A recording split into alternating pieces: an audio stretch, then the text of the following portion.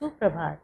मैं डॉक्टर नम्रता तिवारी आज प्रसिद्ध कवि रविन्द्रनाथ टैगोर, जो साहित्य के क्षेत्र में जिन्होंने अपना अद्भुत योगदान दिया, प्रगतिशील तथा प्रेरणा पुंज रहने वाले महान टैगोर जी की कविता जहाँ मन निर्भय हो का सार आप सभी को समझाऊंगी। रविन्द्रनाथ टैगोर जी ने 1910 में यह कविता बंगाली भाषा में लिखी थी। 1912 में उन्होंने इस कविता का अनुवाद अंग्रेजी में किया। रविन्द्रनाथ टैगोर ने एक ऐसे राष्ट्र की कल्पना इस कविता में की है जो राष्ट्र पूर्ण रूप से प्रेम से परिपूर्ण हो, जिसमें किसी भी प्रकार के मतभेद न हो, जहाँ सभी के मन में निर्मल गंगा की तरह विचारधाराएं हों और सभी अपने अच्छे कर्मों के द्वारा सिर्फ राष्ट्र के उत्थान के बारे में सोचें, दूसरे कोई भी विचार उनके मन में ना हो। आइए कविता प्रारंभ करते हैं। सबसे पहले पंक्ति में कवि क्या कह रहे हैं ये देखते हैं। जहाँ मन निर्भय हो, मस्तिष्क ऊंचा हो, ज्ञान जहाँ मुक्त हो। यानी कि कवि ऐसे राष्ट्र की कल्पना कर रहा है कि हम जिस राष्ट्र में भी रहें वह पूर्ण रूप से गुलामी से मुक्त हो, वह आज़ाद हो, स्वतंत्र हो, जहाँ पर हमारे मन में किसी भी प्रकार का कोई भी भय ना हो, हम लोग बिल्कुल स्वतंत्र होकर अपना जीवन यापन कर सकें। हमारे मन में किसी भी प्रकार का डर ना हो, किसी भी प्रकार का भय ना हो, और हम जिस राष्ट्र में रहें हम गर्व से अपना मस्तिष्क ऊंचा करके रहें कि हम हिंदुस्तान में रह रहे हैं, एक ऐसे स्वतंत्र भारत में जहाँ पर हमें किसी भी प्रकार का भय व्याप्त नहीं है।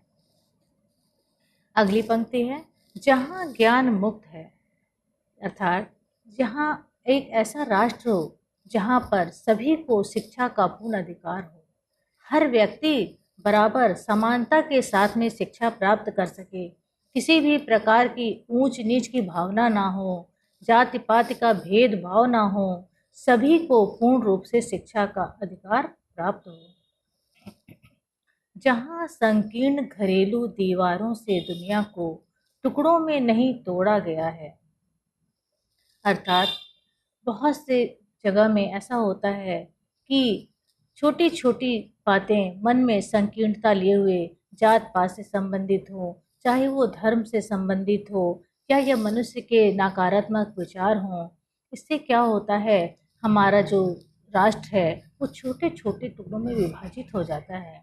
तो कवि ऐसे राष्ट्र की कल्पना कर रहे हैं जहाँ पर इस प्रकार की मानसिकता किसी के भी भीतर प्रवेश ना कर सके, सभी का मन पवित्र और निर्मल हो, सभी लोग एक दूसरे के भले के बारे में सोचें और सभी लोग एक दूसरे का उत्थान करें, आपस में भाईचारे की भावना हो, प्रेम की भावना हो, एक ऐसे राष्ट्र की संकल्पना यहाँ पर टैगोर जी ने की है।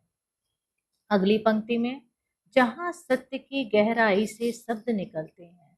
अब उनका कहना है कि इस राष्ट्र में हर मनुष्य का मन इतना पवित्र हो, इतना अच्छा हो कि सभी के मन में सिर्फ सत्य ही हो, छल कपट से दूर, कपट से परे मन हो, सभी के मन में सिर्फ सत्य ही सत्य दिखाई पड़े और हर व्यक्ति एक दूसरे के लिए ही भले का कार्य करे।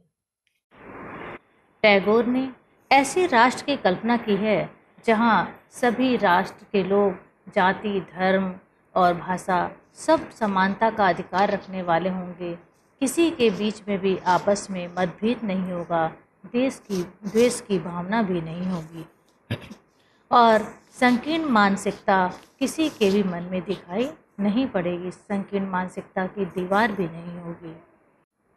अगली पंक्ति में टैगोर जी ने कहा है, जहाँ कारण की स्पष्ट धारा मृत आदत की सुनसान रेगिस्तान की रेत में अपना रास्ता नहीं खोई है।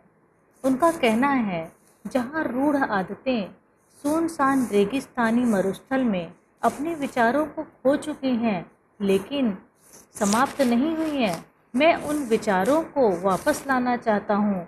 मैं एक ऐसे राष्ट्र की कल्पना करता हूँ जहाँ पर सभी के मन में उत्तम विचार हों, अच्छे विचारों के साथ में वे मैं के शब्द से ऊपर उठकर आप में आएं और संपूर्ण संसार के बारे में सोचें और संपूर्ण राष्ट्र का उत्थान अपने अच्छे विचारों के साथ करें।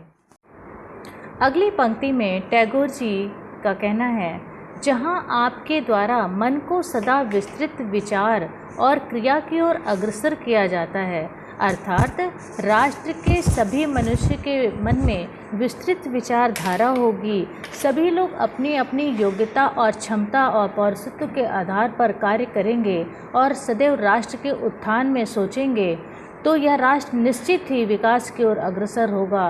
एक ऐसे राष्ट्र की कल्पना टैगोर जी ने की है। उनका मानना है कि अगर राष्ट्र में रहने वाले मनुष्य अपने अपने कार्यों के द्वारा देश के उत्थान के बारे में सोचेंगे तो निश्चय ही हमारा यह राष्ट्र प्रगति के मार्ग पर अग्रसर होगा। अंतिम पंक्तियों में टैगोर जी ने ईश्वर से प्रार्थना की है कि हे ईश्वर, मेरे देशवासियों को स्वतंत्रता के लिए जागरूक कर दो, जिससे कि हमारा यह देश गुलामी से आज़ाद हो जाए और यहाँ के सभी देशवासी प्रसन्नता के साथ रहें तथा हमारा यह राष्ट्र स्वर्ग की तरह प्रतीत हो।